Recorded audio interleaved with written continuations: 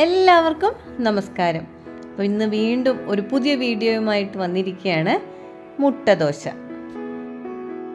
നല്ലൊരു പ്രഭാത ഭക്ഷണമായിട്ടോ അല്ലെങ്കിൽ വൈകുന്നേരത്തെ ഒരു സ്നാക്കായിട്ടോ നമുക്കിത് കഴിക്കാം. അപ്പോൾ വീഡിയോയിലേക്ക് പോകാം.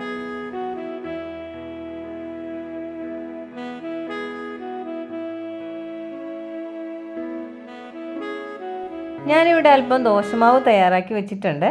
അപ്പോൾ ഇത് ഉപയോഗിച്ചിട്ട് നമുക്ക് 2 ദോശ ചുട്ടെടുക്കണം. അപ്പോൾ അതിനു മുമ്പ് നമുക്കൊന്ന് മുട്ട ബീറ്റ് ചെയ്തെടുക്കാം. 2 കോഴിമുട്ട ഒന്ന് പൊട്ടിച്ചെടുക്കുകയാണ്.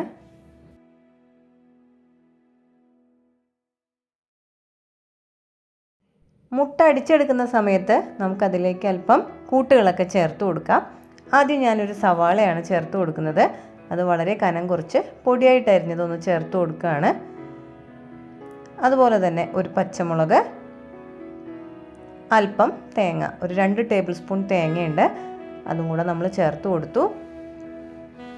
അല്പം മല്ലിയില, 1/4 ടീസ്പൂൺ മഞ്ഞൾപ്പൊടി, 1/4 ടീസ്പൂൺ കുരുമുളക് പൊടി, ആവശ്യത്തിന് ഉപ്പും കൂടെ ചേർത്ത് നല്ലപോലെ നമുക്ക് മുട്ടയൊന്ന് അടിച്ചെടുക്കാം. മുട്ട നല്ലപോലെ അടിച്ച് പതപ്പിച്ച ശേഷം നമുക്ക് മാറ്റി വയ്ക്കാം. അതിനുശേഷം ഒരു പാനിൽ നമുക്ക് 2 ദോശ ചുട്ടെടുക്കണം. അപ്പോൾ നല്ല കനത്തിലാണ് നമ്മളിന്ന് ദോശ ചുടുന്നത്.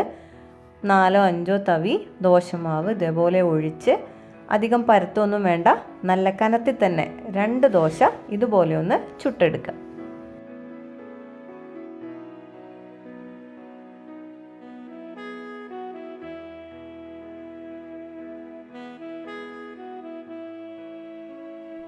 നമ്മളിത് മറിച്ചിടുന്നില്ല, പകരം ഒരു അടപ്പ് ഉപയോഗിച്ചിട്ട് ഇതൊന്ന് വേവിച്ചെടുക്കുകയാണ്. അപ്പോൾ നല്ലപോലെ ഒന്ന് വെന്ത് കഴിഞ്ഞിട്ടുണ്ട്.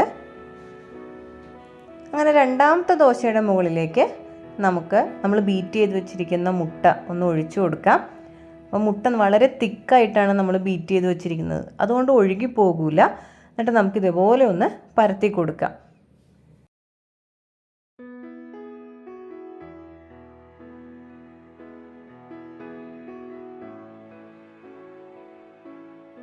അപ്പോൾ നല്ലപോലെ ഒന്ന് പരത്തി വച്ച് കഴിഞ്ഞു. അതിലേക്ക് നമ്മൾ ആദ്യം ചുട്ടെടുത്ത് വെച്ച ദോശ ഒന്ന് വച്ചിട്ട് ചെറുതായിട്ടൊന്ന് അമർത്തി കൊടുക്കാം. അപ്പോൾ പുറത്തേക്ക് തള്ളി വരുന്ന മുട്ട മുഴുവനും നമുക്ക് അതിലേക്ക് ഒന്ന് ഒട്ടിച്ച് ചേർത്ത് കൊടുക്കാം. എല്ലാ സൈഡും ഇതേപോലെ ഒന്ന് ഒട്ടിച്ചു കൊടുക്കാം.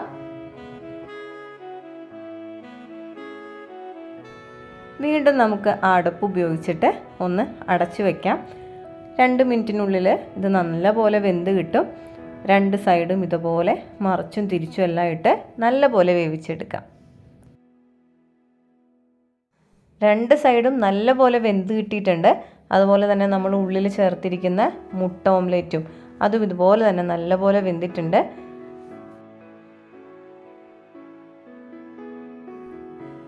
നല്ലൊരു ബ്രേക്ക്ഫാസ്റ്റ് ഐറ്റമാണ് നമ്മൾ തയ്യാറാക്കിയത്, അല്ലെങ്കിൽ ഈവനിങ് സ്നാക്ക് ആണെങ്കിലും നല്ലൊരു ഐറ്റമാണ്. അപ്പോൾ ഇതെല്ലാവരും ഒന്ന് തയ്യാറാക്കി നോക്കണം.